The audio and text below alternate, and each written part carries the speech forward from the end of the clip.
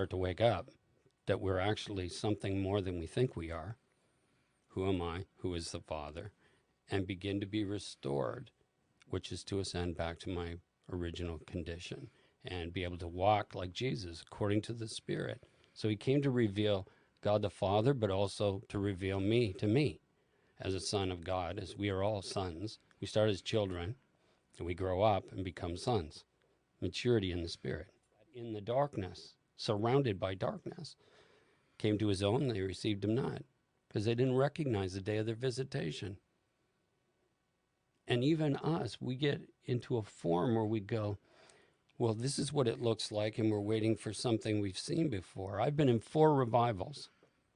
I'm in the 4th one now. In my lifetime. Sounds crazy, right? But the first one was in the 80s in Stratford. I connected, that was started for me. It started in the 70s. I met John Arnott in 1981, and it all was exploding at that time. He writes about it in a book. And then we went and planted a church in Toronto, and John moved to Toronto, and that whole thing exploded in 1994, and we were all part of that, going down there, like Larry talks about, being a part of an awakening, and powerful things that were beyond us. And then I went to Lakeland through my body. All night, I could feel this through my body, right? And I went, oh yeah, this is real. In that moment, the Spirit of God, the same one that was moving through Todd, will move in that moment. Yeah. And touch you. And it's natural for him. It's just us from a fallen state, right? And then when he started speaking to me in 2006 about the awakening, after I came back from Costa Rica, from another near-death experience, that's when I began to enter into probably the greatest awakening I've had, other than in 1978 when he ripped the veil open and spoke to me. But he just came and he asked me this question. He said, what do you think of my word? And I said, well, Father, I really love your word, but let's be honest, it doesn't really work. Well, he didn't respond to that other than to begin to reveal to me what was actually in the word. He began to pull it apart for me. He began to move. And I experienced power like I've never experienced before. I used to say to people that it was like, you're calling this kitty. Here, kitty, kitty, kitty, kitty, kitty. Here, kitty, kitty, kitty. And then this massive lion jumps through the window and you're like, ah! I remember being curled up on the floor like a fetus. And I'd told him years ago I'd had a powerful visitation, and I had to stop it because I thought I was going to die. And I said, it's been like 20 years now or more, and I'm thinking, if this ever happens again, I don't care. I'm not stopping it. I do not want to stop it. And it was always my flesh that was in the way anyways, my carnality. And so it just all of a sudden, it's like this intensity comes. I'm curled up like a fetus on the floor going, oh my gosh, do I know what I'm asking for? It's like you've been asking for a drink because you've been in the desert so long, and all of a sudden you step under Niagara Falls. And it's like, oh. But it was so good, the intimacy, and it is good. It hasn't ended. It's just, I am now maturing to grow, to walk in his manifest presence and glory. That's the purpose of this thing. And to climb the ladder, to walk as Jesus walked, right? That's what we're called to do. And so in 4 near-death experiences, one of which I died and came back in 74. The second one, I'm going to talk about it tonight. Something a little bit different than we usually do, but to reveal how amazing and merciful the Father is in the midst of things. This one, I was dying too, but God healed me and brought me back again. And then I've had 2 since then, which are NDEs. They're not the same as these. So, yeah, God is so good though. So in 2004, we took a team to Costa Rica. There was two of us. There was me and Ivan Allen. We were pastoring together at the time. And he had married somebody from Costa Rica. And so he knew Costa Rica. And so it was like, we're going to go to Costa Rica and we're going to minister down there. So, okay. So we took a team of like 20. Don't ever do that. It's really crazy to have 20 people, and just to get vehicles to get people around is crazy, right? I mean, it was a blast. Don't get me wrong, but it's a lot of people. So there's 20 of us. We go to Costa Rica to a place called Rio Grande in the mountains, and to minister to them. And it was amazing. The Lord was just blasting people, and we were watching them enter into the love of God. We were seeing deliverance. It was the weirdest thing. You give somebody deliverance. You're speaking English. They're Spanish. They don't even know what you're talking about. Demons are leaving. It was wonderful. And the joy, people laughing on the floor, and a lot of prophetic ministry, right? Because that's what Ivan was known for, is a lot of prophetic. And so we were moving we had teams, and we were moving in the prophetic as well. Had an amazing time. It was just intense, seriously. And we were there doing that for about a week. I mean, so much so that the leaders of that over that area, not the pastors, we were staying with them, but there's leaders over the region. They were one night sitting at the back with their Bibles open, trying to figure out what's going on, because things were everywhere. People were all over the floors, and it was like, oh no, man, I think we're in doo-doo here. And at one point, the Lord had me go up to the front, and if you understand Costa Rican churches, you really don't step in and take charge. Well, the Lord prompted me. He was moving.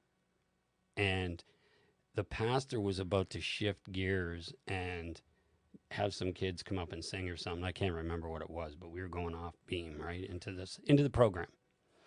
And Joe Lanza, a friend of mine, he's there, and he's doing somewhat of the interpreting. And I go, hey, Joe, tell them no programs. We're going on with this. God is about to move. And Joe looks at me like, because he's from, I lost it, Nicaragua, which is right next door. And so it's like he understands the culture. And you should have seen his eyes. He looks at me like, oh my gosh, man, you don't do that. You don't do that. And I go, Joe, just tell him. So Joe turns and he tells him. And the guy's looking at me. He's a great guy. But he's looking at me because people just don't do that. And seriously, the Lord just came down on the place. And we were there hours and hours just in the glory. It was wonderful. We were having a really good time. So we got towards the end of the week, and we were coming back, doing ministry a couple other places, and then coming back there, staying with the people. They were beautiful, beautiful people. And we decided to take a break. And so we split up. A group of us went to the jungle to do zip lines in the bush. But I'm an ocean guy, right? I love water. So there was 9 of us that went to Hako Beach. And so we rented this car, a couple of cars actually. And by the way, afterwards, my buddy from California was with me, Mike, and he listed 21 things that God actually set up in preparation for this journey I was about to go on that I didn't know was about to happen. Like, he was kind of blown away by it. He was like watching it, standby watching it, and kind of tallied them because he was involved in it all. And so I'll give it to you like this. We went for 2 nights, 9 of us. We rented a car, 2 cars. I think we paid $40 a piece because it was a fair ways, a lot further than I thought. And anything takes a while there because you're going through all these twists and turns in the mountains, right? So there was this 3 guys. There was Ken, Evan, and there was a guy named Kika at the last moment decided to go with us, and he's Spanish. He didn't even speak English, and he wanted to go with us. So he came, Mike and myself. And so we went. It's the next morning. After we stayed there one night, the next morning, we decided we were going to go to this place called Hermosa Beach. Hermosa is about 10 minutes down the road from Jaco, and you really shouldn't go there unless you know how to surf. But I didn't know any of that. None of us did. Mike was a surfer from California, so he said, well, we'll get some boards later. He, meanwhile, was at the time out booking some bikes because they were going to go ride in the hills and some motorcycles. And we were in the room. There was Evan, Kika, and Ken and myself. And I remember because Evan was sitting over by the fridge and he was eating cereal. And all of a sudden I had a visitation.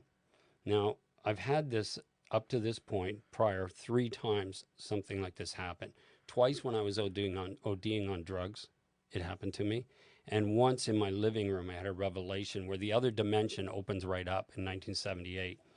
And so I looked over, and right behind Evan was, you could draw a line around the door where somebody was standing. I couldn't see them with my physical eyes, but I knew they were standing right there.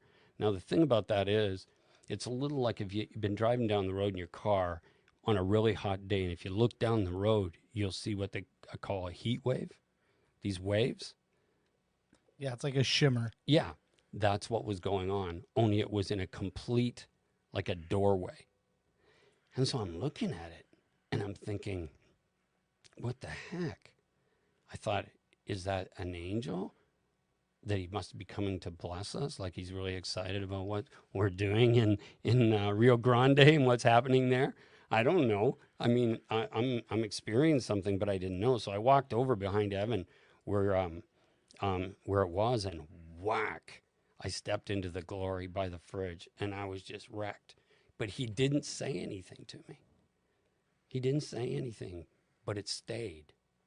Now, I guess in retrospect, he was there to heal me. He was just tipping me off, I guess. I don't really know to this day exactly what took place there, other than I'm in the glory. I know he's there, and this is just part of leaving. Yep. Mike comes back, and we leave to go to Hermosa Beach. And again, we're only going to go for a little while and then come back, and then they're going to get surfboards later. So we're going to do some body surfing, basically. So we get there, and we look, and there's this trailer with some surfboards leaning against it, but no people on the beach. One girl way down the beach, I see her suntanning. Otherwise, there's nobody. And the sand is black. It's like from volcanoes, so the sand's black. It's kind of cool. And but I didn't clue in to this. And later, I'm talking to a guy later that's a surfer, and he says to me, "Are you kidding?" He goes, "There's been professional Olympic surfers killed there." And he goes, "Not just anybody goes there. You got to kind of know what you're doing. In the wintertime, the waves can get to 35 to 40 feet coming in there. It's got the worst rip tide, one of the worst rip tides in the world, where the edge drops off underneath. So then what happens is the water hits it, and there's this rip tide that takes place underneath the water, right? I don't know any of this, right? So we get in the water. There's about 3 or 4 foot waves. So we're having a great time, probably for 15, 20 minutes. These small waves are happening. And then 3 10-foot waves come in. And you don't realize how big that is until you're standing in front of it. It's a wall of water is what it is. And it's got a lot of power. It hit, and I remember Ken in the one, it's like he had sunglasses on, and they were gone. They're just gone. And Mike, he rode the one 30 to 40 feet on top of it. That's how far it carried him, right? It just like craziness. Then I got in that one. And then the next one comes, and I turned around to see where it was, and it broke right before me. And what that means is that it then curls and hits me, and it drives me down in the ocean, And I was told it's like a 5,000 pound car driving you straight into the bottom of the ocean. And that's what it did, right to the bottom. Now, our minds are kind of funny. What it did is it brought a memory back for me of when I was a kid, swimming in Lake Huron up in Goderich and diving too shallow, and you scratched your nose or something and went, oh shoot, right? And so that's what I thought happened. That I just went too low and hit the bottom, not realizing I went straight in. The riptide hit me and broke my neck, just like that. And so now I'm in the water, and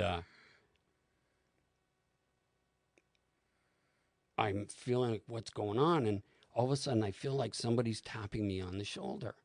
I can feel this tapping on my shoulder, and I'm thinking, what the heck is that? Is that a fish? Is that an angel? What the heck is that? I'm wondering what's going on, right? I didn't realize that it was my own arm because I had no feeling from here down. I was dead. So I didn't know that my arm was basically going like this and hitting me, and I thought it was somebody else. And so at that point, I came to the top of the water. Mike was about 25 feet away from me, and I realized that I couldn't swim, that I was paralyzed, and I started to sink. And at that point, I called out, help me, right? But they didn't hear. Now, when I was sinking, everything went into slow motion, and I knew what that was from the car accident. I knew that I was passing through now. And it's funny, people, you wonder, geez, I'd never want to drown. Well, that thought hit me, but only for seconds. And then it was gone. And then I was oblivious to really anything, but everything slowing down, and that I was going home. It was all over. And so that's when I began to talk to the Lord. I call it when you begin to negotiate. Let's put it that way, because I've negotiated before. And so I started saying to him, Lord, I have a lot of things to do, like the prophetic words you've given me, what you've asked me to do. I don't want to come home before I fulfill what you've asked. I don't want to go and leave anything undone. And I said, and Sue and the kids, they still need me. I would like to be here for them. And I was thinking about that today. That's 16 years ago now. So Ashley would have been 14, right? Matt was around 16. Tasha would be about 20, 22, something like that. So they were young. They were still fairly young. And at that point, I guess Mike had looked over when I'd come up out of the water, and what he's seen kind of froze him in unbelief because my face is covered in blood when I hit the bottom, right? So my face is covered in blood, and he's just kind of standing there going like, what's going on? And he's kind of frozen. Then all of a sudden, he rushes through the water, and I guess reached out to grab my foot, and at that point, the next wave came and just sucked me right out of his hands, and I went under. And so then I'm under the water, and then he looks, and I begin to come up at a distance, and he see me floating face down in the water now. So they run over to me. Remember, I'd been praying to the Lord about letting me stay. I wanted to, finish what he'd sent me to do. And as they lifted me up out of the water, which is probably not a good thing to do, but they did, and it's quite a ways to the beach. Like it's kind of, I don't know, 50 yards. I don't know. It's a long ways till it gets deep because you could walk in because of the waves that come in there, I guess. And they lifted me up and they're carrying me. And I realize now that I'm a quadriplegic. And so now I'm discussing with the Lord, Lord, seriously, I need my arms and legs. I can't do this as a quadriplegic. No, of course you can. I'm again negotiating, right? That I don't want to do this. And so they get me to the beach and they start to pray for me. Now, later, Ken tells me that the Lord told him before he left Stratford that he'd see a creative miracle. He just didn't know that it was going to be me, right? And so they're praying for me. It seemed like a long time, but it was probably about 10 minutes or so. And all of a sudden, I began to feel something in my one leg. And then after a while, into the other leg, and then into my arm, then the other arm. And at first, it still felt like a time when I laid a motorcycle down going around a corner and shattered my arm. Felt a little like that. There was pain just shooting through my body as it was coming back in. And so then they finally, I'm feeling it all back again. And there was no permanent damage. They loaded me into a truck. And I said to them, let's go and put me in the pool back at the hotel, and I'll just wash off the sand and crap, and I don't need to go to the hospital. And Ken goes, oh, and I'm going to answer to Susan when I get home?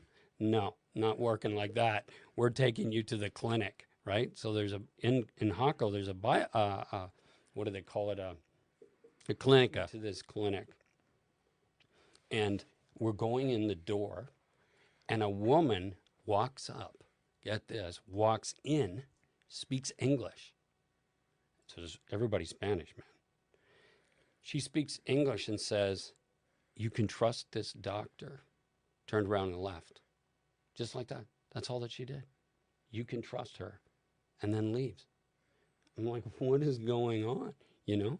And then they begin to search for a neck brace. They searched all over the city of Hako and found one neck brace. And she got it for me.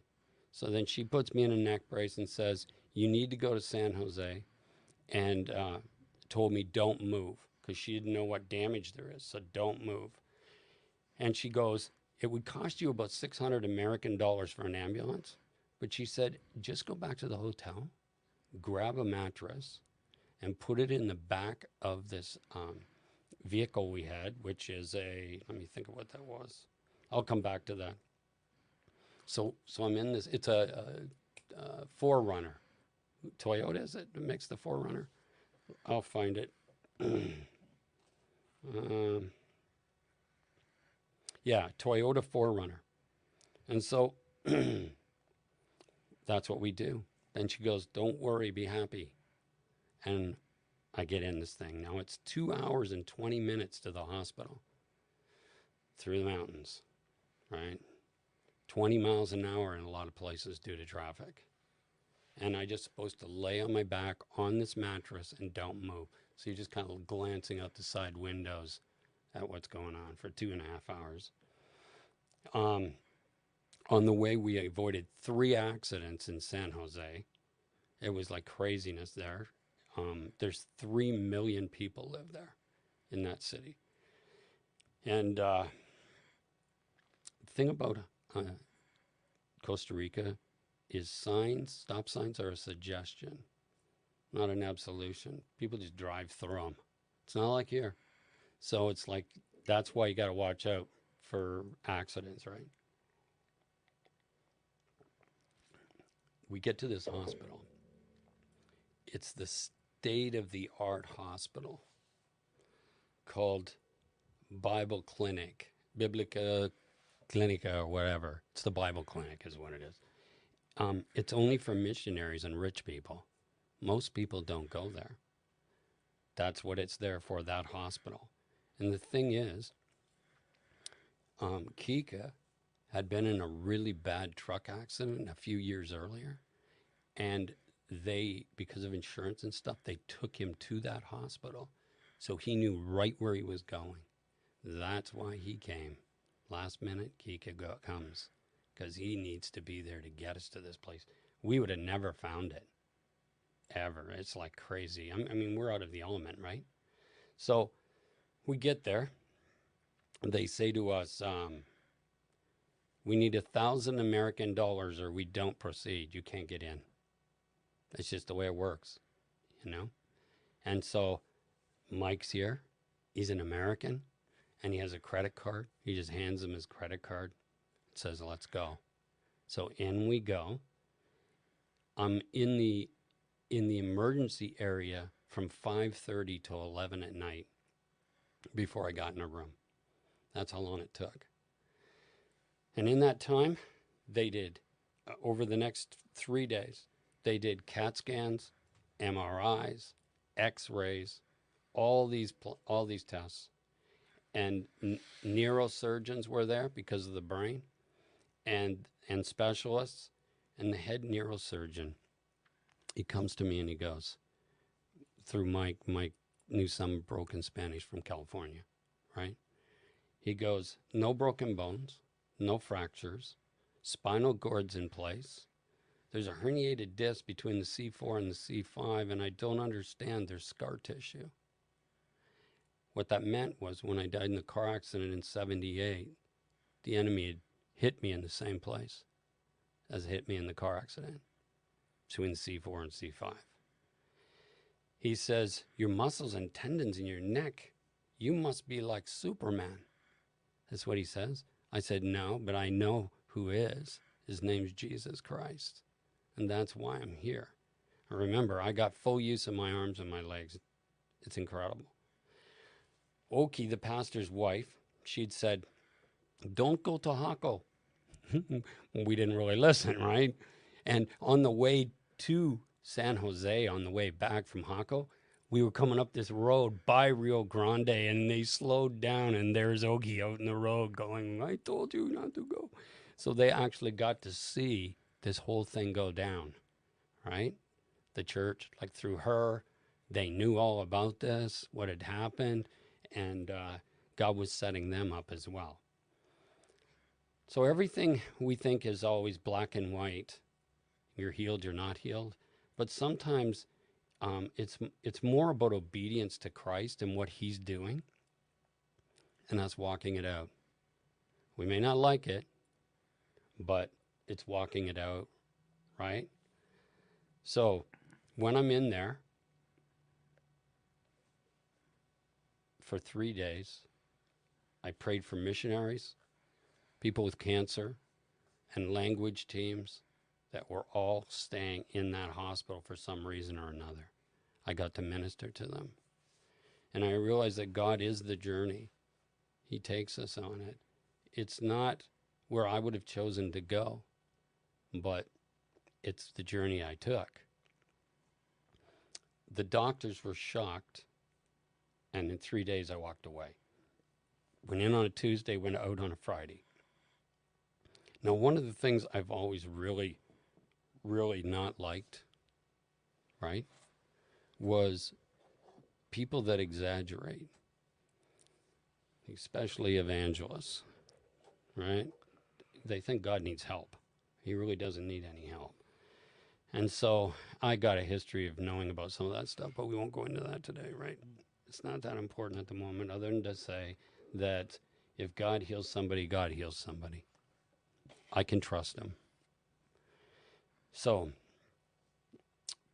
I asked a nurse who worked in a trauma unit previously in her life. I said, so is it possible that I got hit, boom, and then in that 10 minutes, the pressure comes off and all my circulation came back? And she said, no, it's a 6-month minimum. And really, by what you've told me, you'd been paralyzed. The swelling does the damage. It would have been done. And so she goes, I believe God healed you. That was asking somebody that had worked with trauma, these kind of neck injuries, and seen all this stuff in a hospital. Then when I came to Stratford General and I had to go in and give them my x-rays and stuff, so they had the history, the guy comes out to me and says, dude, he goes, you should be in a halo. And what he meant is one of those things with the pins in holding you in place, right? And when I looked at the x-rays, and he goes, I don't understand. And so God had intervened in this whole scenario for me, right? So when I got out, and it's quite the trip in 3 days, I spoke on the Saturday night back at this church in Rio Grande. People were crying and praying there were salvations, there were healings, there was deliverance. And the only guy with really any unbelief would have been me, because I remember this one person had a cast and their arm had been busted, and I prayed for them, and now they're saying it's healed. And I said, no, you don't understand. They said, no, you don't understand. The pain's all gone. They're healed. See, because they seen me prior, then they heard about what happened in Hako, and now their faith is through the roof. They hear me, they see me come back. So there was a lady in the one meeting. She came from a church of 10,000 in San Jose, and she at night was having dreams, and she was terrified because a spirit of murder was trying to kill her. And she said to me, "You have the spirit of life," and God delivered her like that. Just like that, she was free. I mean, these were the kind of things that were happening. And it wasn't because of me or my great faith, I got to tell you. Mike had sent me this, and this is a few of the things that happened, just to give you a scenario. Mike had rented a Jeep, and when he went to pick up the Jeep battery wouldn't work. The thing wasn't working. So the guy that rented the vehicles had to give him his, because he'd already paid for it. So he gives him a Toyota 4Runner. And it's got a big back where I was able to lay down on this mattress from the hotel. Kika came, remember? I told you he had an accident. He's from the city, had 3 million in it. So it's a little tricky to get around if you don't know where the heck you're going. And again, stop signs being a suggestion. It's a little freaky. That's why, you know. The neck brace, one in Hako. Mike, all his clothes were in the laundry. And that morning when we left, just as we came over to the hotel to get the mattress, this girl that was on the team bought him a new shirt, and she had the shirt standing, said, "Hey, I bought you this shirt." So he was able to put this clean shirt on to go with me to San Jose. I get there, and guess what? Ivan and Timo are in San Jose when this all goes down. They are already in that city, which is crazy. And so Ivan's able to connect with his wife, and then get a hold of Susan and tell her what's going down. And she felt pretty helpless being here and not able to do anything and not knowing what had happened yet. It was still in the process. The mattress fit the truck. When we got to the parking lot, it was locked up, but Kika got us into it. Being Spanish again, he just goes and starts speaking to this guy. And Mike had 10,000 colones in his pocket, which is $20 American. Boom, they put us into the lot. One of the nice things that happened is that when we're in the hospital for 3 days, Mike stays with me. He's got like a bed in the one end of the room. He's out getting all different kinds of food every day, and he brings it in. So we're like testing food from everywhere. So that was a wonderful time.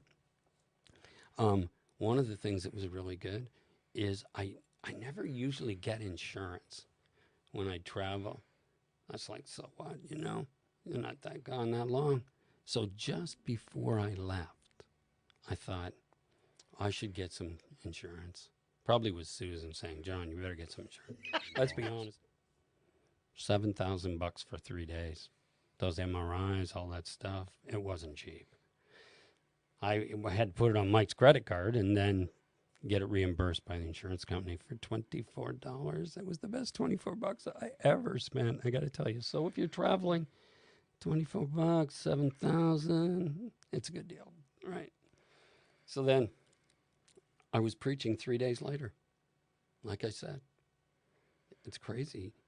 And the craziest thing is, when I got back to Stratford, Sue was at Joe and Sue Lanz's house at the back of the house.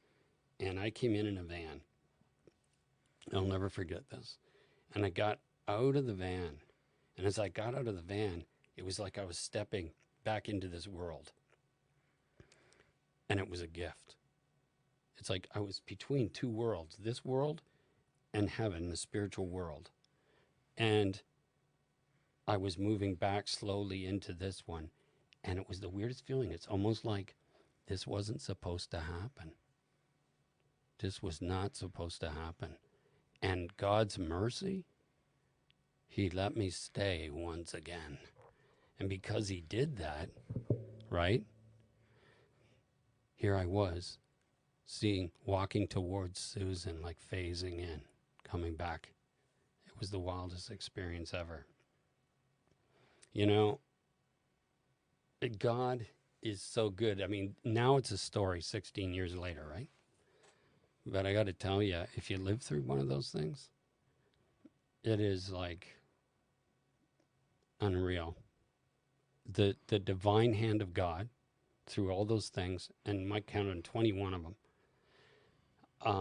Just the divine hand of God, His mercy.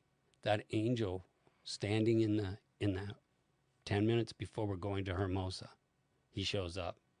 I'm thinking it's because he's really happy about what's going on in Rio Grande, meaning he's going, dude, what are you doing? I'm going to have to fix you in a few minutes. You know, he's all ready to go to the beach and heal me. You know, it's just amazing. Presence of Father, Abba Daddy, right?